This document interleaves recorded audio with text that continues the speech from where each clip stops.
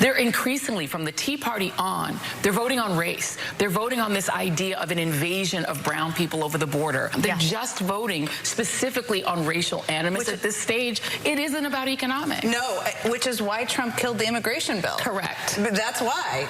And because otherwise he can't run against the other and brown people and people who don't look like him. I mean, if you look at some of these exit polls, I mean, I live in Virginia. Immigration was the #1 issue. I mean, again, these could change in Virginia. Well, Virginia does have a border with West Virginia. Very contested area. Build a wall. As Super Tuesday election results trickled in last night, the liberal media intelligentsia provided a case study of what denial looks like. Don't be fooled by the ladies of MSNBC joining forces to jovially mock voters who express concern about the migrant crisis. Because if one looks closely enough, you can see that Wojak mask slipping. I suspect they're actually panicking about the vulnerabilities of the Democratic Party as we barrel toward the general election. They absolutely should be panicking, by the way. Unfortunately, instead of hearing voters out, the women of MSNBC have chosen ignorance and denial instead. Every election cycle, particularly when there's a Democratic incumbent, we get reminded about the borders. And the borders become a thing again. And then if there's a Republican in office, we don't think about them anymore. It's the deficit and the border. Like you make these things an issue. You make them into boogeymen. You make them into something that grabs you from under the bed at night as soon as you wake up. As long as there's a Democratic incumbent to blame on it, you make sure that nothing's ever done to fix either. And then you hope that people stop talking about them once you've got a Republican in office. Now look, I'm sure that there have been many examples of political opponents to Democrats exaggerating claims of immigration, but this ain't it. There's very clearly a migrant crisis. In December alone, 300,000 people crossed the border in just 1 month. And there are local communities who have been really struggling to appropriately respond to the influx of migrants who have arrived into their cities. And look, for viewers who have convinced themselves that the denial demonstrated by the gaggle of gals on MSNBC is in no way indicative of progressives, I have unfortunate news for you. The idea that Republicans, in order to win an election, say we need to hermetically seal the border when they know that that is economic self-sabotage to the US economy.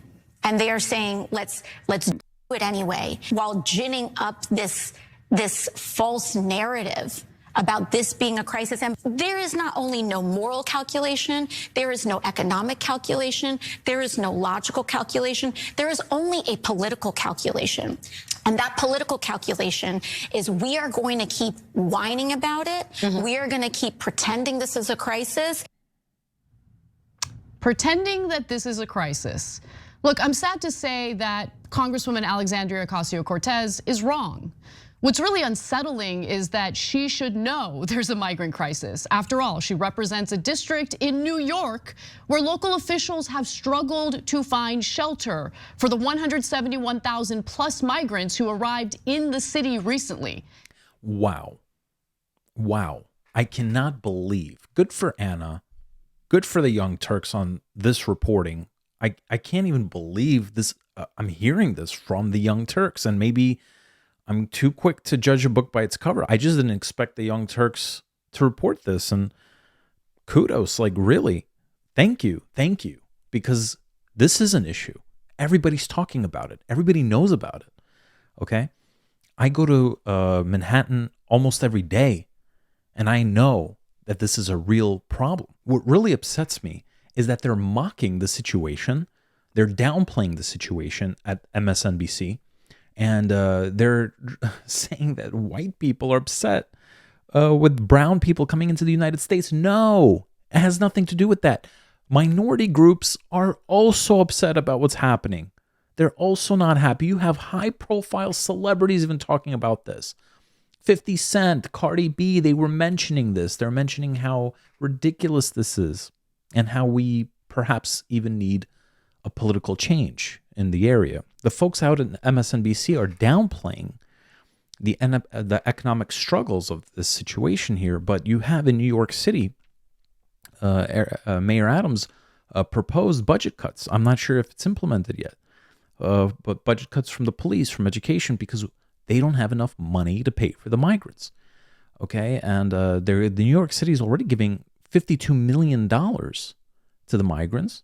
They're all going to get like gift cards, and New Yorkers are upset. They're upset because in New York, there are less fortunate families that need help. There are homeless people that are struggling that need help. And instead, they're giving it to people that don't belong there.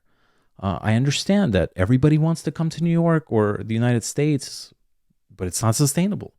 We can't just have everybody pouring in.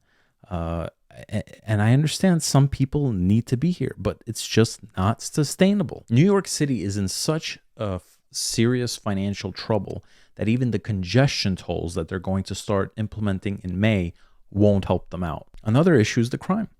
Okay, you have New Yorkers, they're upset and they're concerned with the crime that follows the migrants. Now, we're not saying all migrants are bad. Of course not.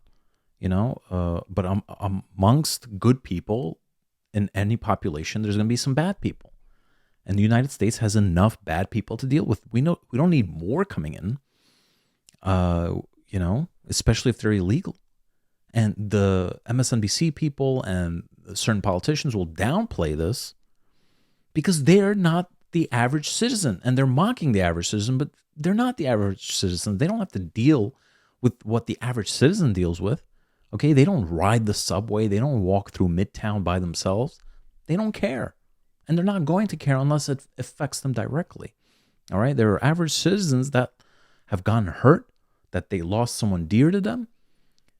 And again, the politicians are not going to care because it doesn't hurt them. Just look up Lori Lightfoot in Chicago with the Black Lives Matter protests. The migrant crisis has gone out of control. Okay, even the young Turks are talking about how bad it is. That's, again, really surprising to me. But this is not normally a Democrat versus Republican issue. When you look at our past, you have former President Clinton, former President Bush, former President Obama give speeches on how, yes, we are a country of immigrants, but we're also a country of laws.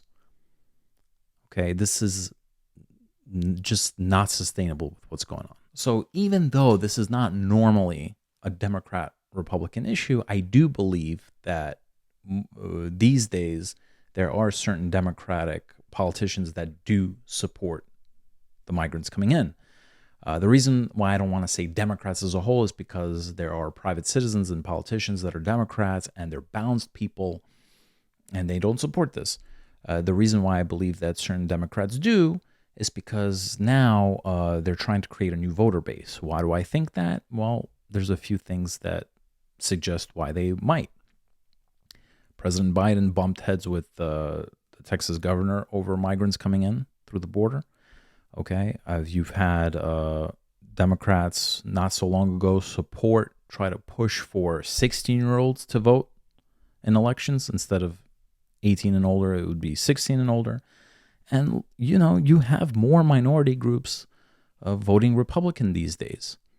So maybe they feel like they're losing their grip and they're creating a new voter base.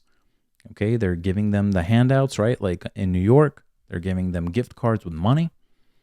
$52 million going in. So, of course, those people, once they're eligible to vote, of course they're going to want to vote for Democrats.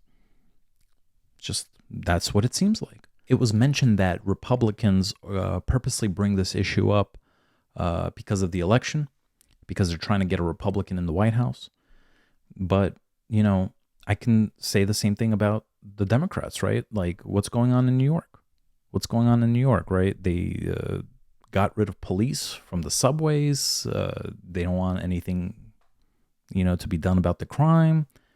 And next thing you know, on election year, suddenly Kathy Hochul orders that National Guard and the state troopers come and patrol the subways and really get strict with the crime in New York out of nowhere. It's like, but you created the problem in the first place, and now you're trying to solve it. because it's an election year. So once once November passes, suddenly the National Guard and the state troopers will be called back in. I don't know. What do you guys think?